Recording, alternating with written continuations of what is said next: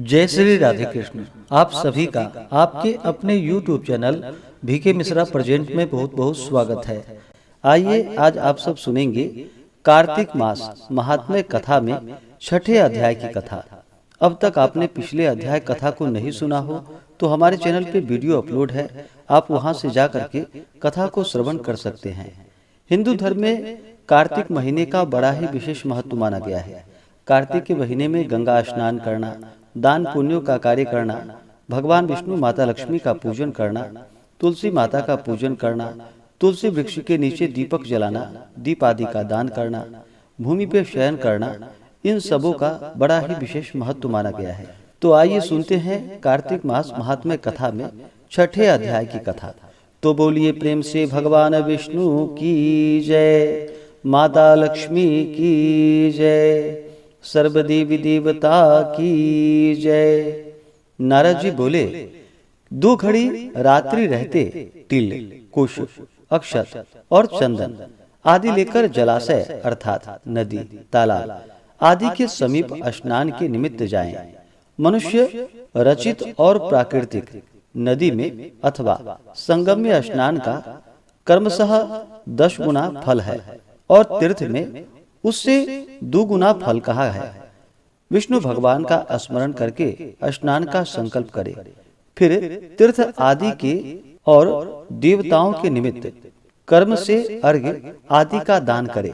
अर्घ्य मंत्रार्थ कमलनाथ भगवान को नमस्कार है और जलशायी भगवान को नमस्कार है। हे ऋषिकेश, आपको नमस्कार है, आप मेरे अर्घ्य को ग्रहण करो, आपको बारंबार नमस्कार है। वैकुंठ में, प्रयाग में और बद्रिकाश्रम में विष्णु भगवान गए और 3 प्रकार के पद स्थापित किया। इससे मुनि, वेद और यज्ञ इन सबों सहित जहाँ विष्णु ने 3 प्रकार से स्थापित किया, वहाँ देवता मेरी रक्षा करे। हे जनार्दन, हे देव देवेश, मैं तुम्हारी प्रसन्नता के लिए कार्तिक में विधि पूर्वक प्रातः काल स्नान करूंगा। देवेश भगवान को ध्यान और नमस्कार करके मैं इस जल में स्नान करने को उद्यत हूँ, यानी कि तैयार हूँ। हे दामोदर, आपकी कृपा से मेरे पाप नष्ट हों। अर्घ्य मंत्र कि हे हरे, कार्तिक महीने में विधि पूर्वक नहाया हुआ मैं व्रती हूँ, अतएव मेरे दिए हुए अर्घ्य को राधा सहित आप ग्रहण कीजिए। हे दनुजेंद्र निषूदन अर्थात हिरण्यकश्यपु का वध करने वाले, कार्तिक के महीने में नित्य तथा नैमित्तिक कर्म में मेरे दिए अर्घ को आप ग्रहण कीजिए। व्रती पुरुष गंगा, विष्णु, शिव तथा सूर्य का स्मरण करके जल में प्रवेश करे, फिर नाभि पर्यंत जल में स्थित हो विधि पूर्वक स्नान करे। गृहस्थ तिल और आंवलों का चूर्ण लगाकर स्नान करे और विधवा स्त्री तथा सन्यासियों को तुलसी की जड़ की मिट्टी लगा के स्नान करना विहित है। सप्तमी, अमावस, नवमी, द्विज, दशमी और तेरस इन तिथियों में आंवले और तिल को लगाकर स्नान न करे। पहले मल स्नान, बाद में मंत्रों से स्नान करे। स्त्री और शूद्रों को वेदोक्त मंत्रों से स्नान नहीं करने को कहा है, वे पुराण के मंत्रों से स्नान करे। स्नान के मंत्र भक्तों को आनंद देने वाले, जो भगवान देवताओं के कार्य के निमित्त रूप धारण किए थे। सब पापों को नष्ट करने वाले वे भगवान कृपा करके मुझे पवित्र करे। विष्णु की आज्ञा पाकर कार्तिक व्रत करने वालों की सब देवता रक्षा करते हैं। इंद्र सहित वे सब देवता मेरी रक्षा करे। बीज, रहस्य और यज्ञ सहित वेद मंत्र और देवताओं समेत कश्यप आदि मुनि मुझे पवित्र करे। गंगा आदि सब नदियां और तीर्थ तथा जल के देने वाले 7 समुद्रों समेत नदी और जलाशय मुझे पवित्र करे। अदिति आदि पतिव्रता, यक्ष, सिद्ध, सर्प और तीनों लोकों की औषधि और पर्वत मेरी रक्षा करे। व्रती मनुष्य इन मंत्रों से स्नान करके हाथ में पवित्री धारण कर देव, ऋषि, मनुष्य, पितृ इन सब का विधि पूर्वक तर्पण करे। कार्तिक मास में पितरों के तर्पण में जितने तिल रहते हैं उतने ही वर्ष तक पितर स्वर्गवास करते हैं।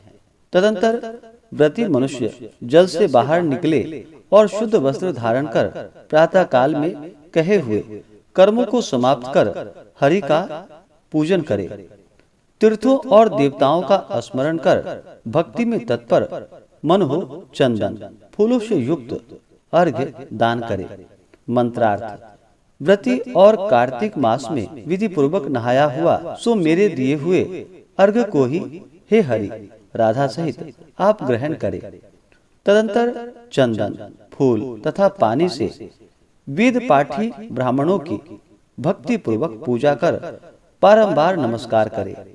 ब्राह्मणों के दाहिने चरण में तीर्थवास करते हैं और वेद उनके मुख में स्थित हैं और सब अंगों में देवता वास करते हैं। इस कारण उनकी पूजा करने से मैं पूजित होता हूँ। पृथ्वी में ब्राह्मण अव्यक्त विष्णु के स्वरूप हैं। इस कारण कल्याण चाहने वाला पुरुष उनका अपमान करने योग्य नहीं है और न विरोध ही करने योग्य है। हे तुलसी के देवताओं द्वारा तू पहले निर्मित की गई और मनुष्यों द्वारा पूजी गई हो। हे हरि की प्यारी तू मेरे पापों को दूर करो। इसके बाद स्थिर मन में पुराण संबंधी हरि की कथा सुने। भक्ति युक्त व्रती मनुष्य फिर से उन ब्राह्मणों का पूजन करे।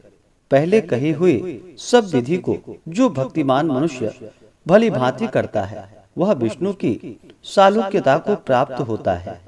रोगों को दूर करने वाला और पापों के नाशक उत्तम बुद्धि को देने वाले और पुत्र धन आदि के साधक तथा मुक्ति का कारण रूप ऐसा हरि को प्यारा जो कार्तिक व्रत है उसको छोड़कर और दूसरा उत्तम व्रत नहीं है। इस प्रकार से कार्तिक मास महात्म्य कथा में छठे अध्याय की कथा पूर्ण हुई।